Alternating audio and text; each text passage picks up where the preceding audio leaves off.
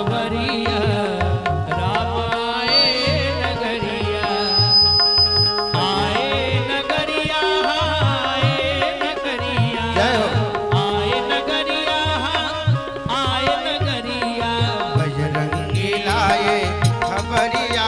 जय हनुमान जी महाराज की। राम आए नगरिया बजरंगी लाए खबरिया। राम आए नगरिया। रिपुरन जीती सुजस सुर गावत, रिपुरन जीती सुजस सुर गावत, सीता सहित अनुज प्रभु आवत, सीता सहित प्रभु आवत। सुनत बचन बिसरे सब दुखा, सुनत बचन बिसरे सब दुखा। त्रिसावंत जिमि पाई पीयूषा, त्रिसावंत जिमि पाई पीयूषा। भरत भैया जी, भरत भैया जी सुन के बवरिया राम आए नगरिया बजरंगी लाए खबरिया।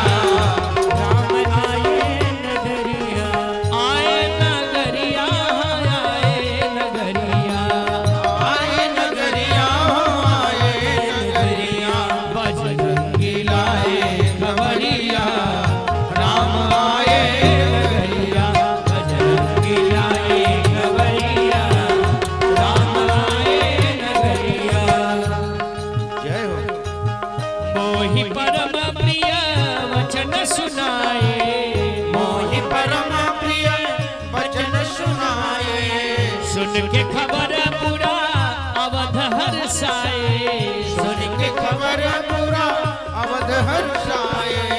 मारुति सुत मैं कपि हनुमाना, मारुति सुत कपि हनुमाना, नाम मोर सुनो कृपा निधाना, नाम मोर सुनो कृपा निधाना।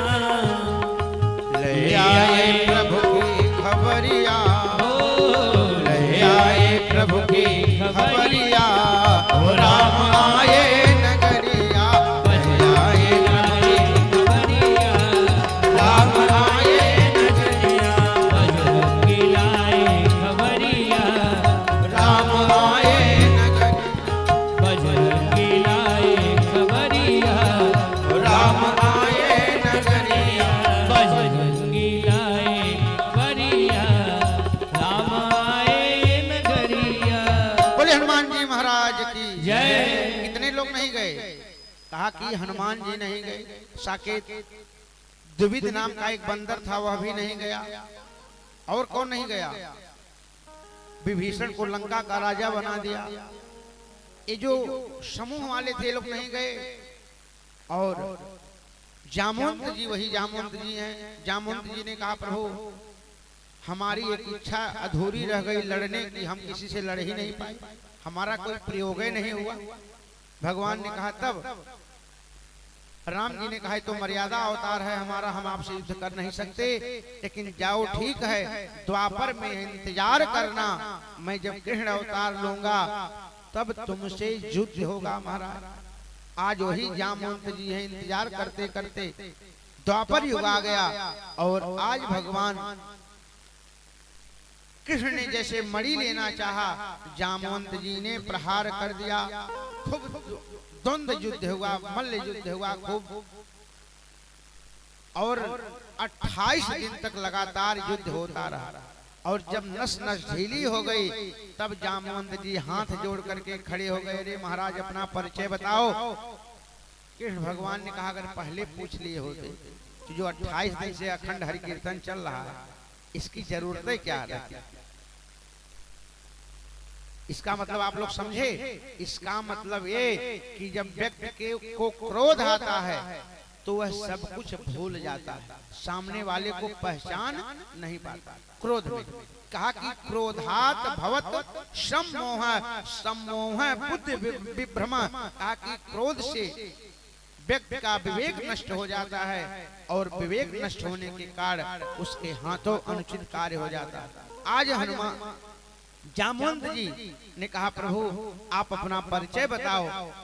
राम जो है कन्हैया ने अपना परिचय बताया, नेत्रों में आंसू आ गए जामवंत जी के। जामवंत जी ने कहा कि प्रभु एक बार अपना वह स्वरूप दिखा दो जिसका इंतजार मैं कर रहा था आज तक देखने को, आंखें तरस गई थी।